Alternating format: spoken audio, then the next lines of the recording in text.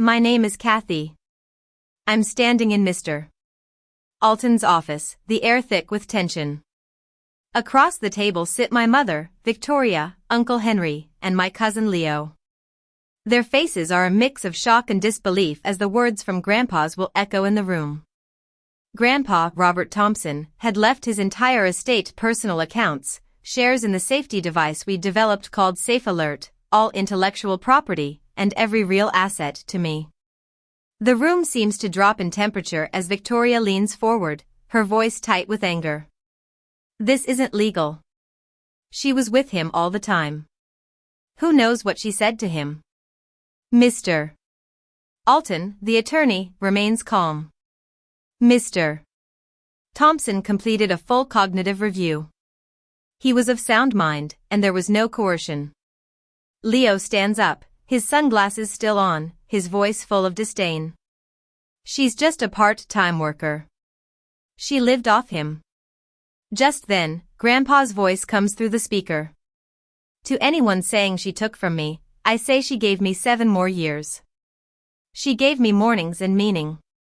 You gave me absence.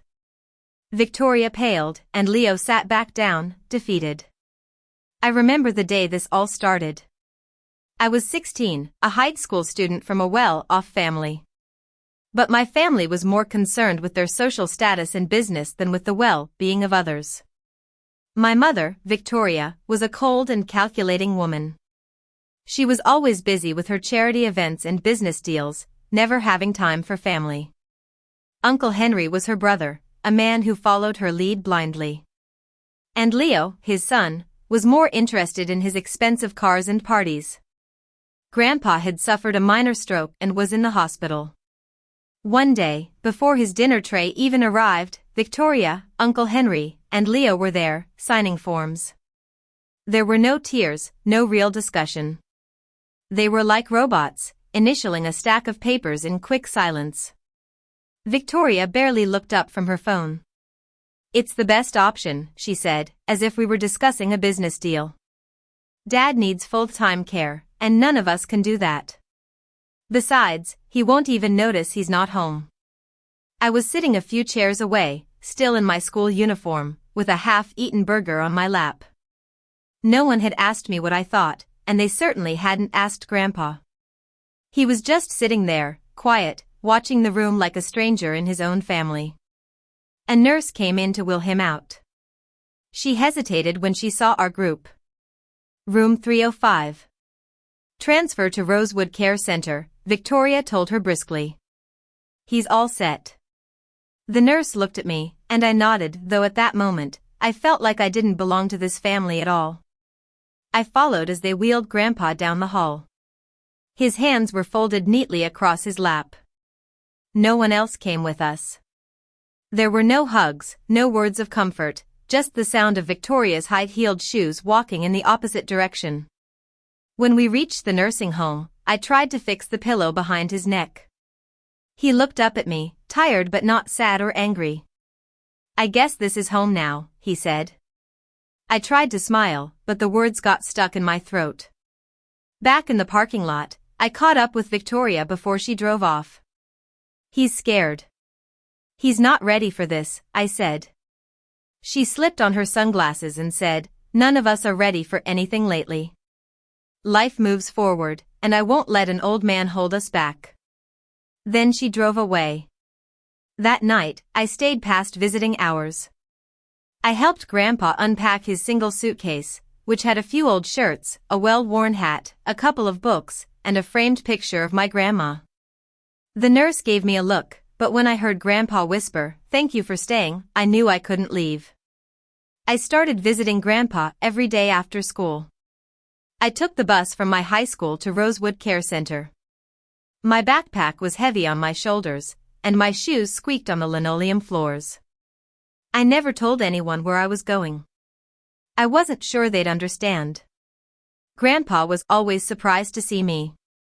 Not because he forgot, but because no one else ever came. At first, I just sat with him during dinner. They gave him soft food, which he didn't like much. I started sneaking in his favorite cookies from the bakery near my school. He always smiled when he saw them. Some evenings, I'd read to him. We started with old magazines and then moved on to books about how things worked. Grandpa had always been interested in mechanics and electronics.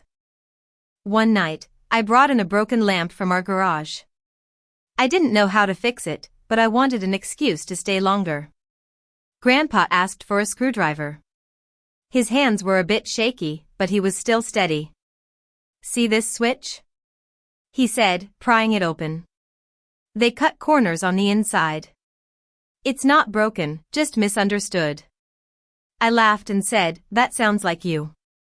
He smiled with his eyes. Over the next few months, we developed a routine. I'd do my homework at the end of his bed while he napped. On weekends, I'd help the nurses with small tasks or pass out magazines. They started calling me the unofficial granddaughter in residence. One spring, I used the last of my savings to buy him a better wheelchair. The old one made a rattling noise that made him seem worse than he was. I wheeled him out into the courtyard on the first warm day. His eyes squinted in the sun, but he didn't complain. "They all keep saying I'm fading," he said. "But you treat me like I'm still here." "Because you are," I replied. I also started volunteering in the maintenance closet. I learned how to change light bulbs, rewire cords, and reset thermostats. Grandpa showed me how to use his old multimeter. He made me wear goggles, even though it was a bit over the top. That was his way of showing he cared. One night, I asked him why he was teaching me so much. "Because fixing things is how I've always survived." "And you're the only one who ever asked," he said. Then, one day, I noticed that my bank account, which my mother had opened for me when I was 12, had been closed. The phone plan was also cancelled. A week later, I got a voicemail from Victoria. "You've made your choice, Kathy. You don't get to have both." I was heartbroken, but when I got to the nursing home and saw Grandpa trying to fix a broken button on his shirt, I knew I couldn't give up. We didn't talk about what had happened. Instead, we talked about wiring and circuits. I started working part-time at a local hardware store at night and continued helping at the nursing home during the day. People started to notice my skills. A nurse asked me to fix her toaster, and then others brought in broken items. Word spread that Kathy could fix things. One day, an old lady on Grandpa's floor fell in the bathroom and didn't press the call button. By the time they found her, her arm was bruised. She said she didn't want to be a bother. That night, while we were fixing a radio, I asked, "Why isn't there something that alerts people when someone falls?" Grandpa thought for a while and said, "There is, but they're expensive and complicated. Most people here can't afford them." Then he said, "What if we made one?" We didn't know where to start, but Grandpa said every solution began with understanding the problem. So, we took apart a cheap pedometer, an old doorbell, and a motion sensor light. Over time, the sketches in Grandpa's notebook started to make sense. We built a prototype using scrap parts and a rubber band. It didn't look like much, but when Grandpa pretended to fall on the couch and it sent a signal to my phone, we both laughed. We called it Safe Alert. I used my last paycheck to buy better materials. Grandpa called in a favor with an old friend who was an engineer. I wrote a grant application from the shared computer in the nursing home's lounge. A local charity gave us $5,000. With that money, we built 10 working models and gave them to the residents who needed them most. One of them, Mr. Jenkins, had a fall just a few weeks later. The staff got to him within minutes. He was so grateful, and it made all our hard work worth it. As time went on, Safe Alert grew. We got interns, and we started working from a small office in an old building. Grandpa was so proud of what we'd accomplished. But then, one Tuesday morning, Grandpa passed away. I was in the room, finishing up some soldering on a Safe Alert unit. The sun was just coming through the window, and the room smelled like solder and coffee. He was sitting in his chair, his favorite book in his lap. I didn't call the nurse right away. I just sat on the floor beside him and held his hand.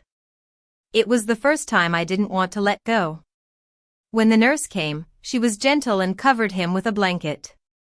We kept the memorial small, just like he wanted. And then, there was the reading of the will. After the will was read, Victoria and the others were furious. But I stood my ground. I told them, you left him.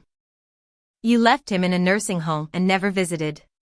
You lost him long before he died. I also showed them that I had all the evidence to prove Grandpa's sound mind and my love for him. Now, I use a portion of the inheritance to run the Thompson Foundation.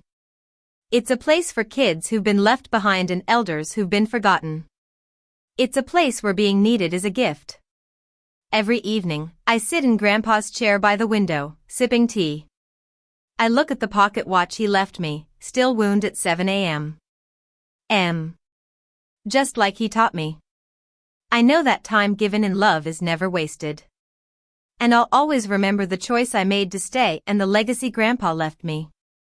Someday, when I see someone with the same determination and love, I'll pass on the pocket watch and say, you stayed. You built. And now it's yours.